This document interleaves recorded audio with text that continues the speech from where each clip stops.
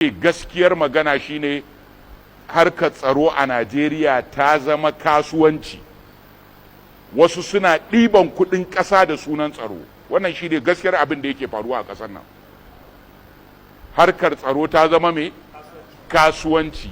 Ni kuma zan ƙara muku da cewa jinin talaka ya zama kayan kamfen a ƙasar nan. Dan me lokacin da zaɓe ya kusa sai kashe-kashe ya ƙaru. To kamata ya yi talakan Najeriya ya gaya wa 'yan siyasa ko dai ku hana kashe mu ko kuma mu ƙi zaɓe.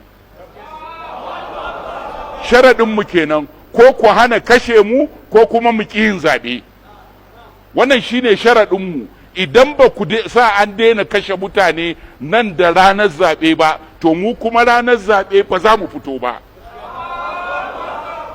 Domin ranmu ya fi wata dimokuraɗiyya. Duk duniya dimokuraɗiyya kare ran ɗan adam ya kamata ta dinga yi, ba sawa a dinga kashe mutane a banza a wofi ba. Wai a je hanyar jirgin ƙasa a sanya mata bom kuma a biyo da harbe-harbe, kuma wai a shiga cikin first class a ce wannan kai ne wane zo nan. Wato ma 'yan ta'addan sun fi jami'an tsaron Najeriya hanyar samun labarin intelligence, sun fi su sharing ɗin intelligence, sun fi su managing ɗin intelligence, har sun kai ga za su iya zuwa su kai farmaki. Ina intelligence ɗinmu suke? Wani ma kaji zargin da ake yi shine a cikinsu akwai masu basu kayan aiki ko labari. Saboda haka lokaci ya yi da za a gaya wa hukuma sharaɗin talakan Najeriya ya zama guda ɗaya kawai.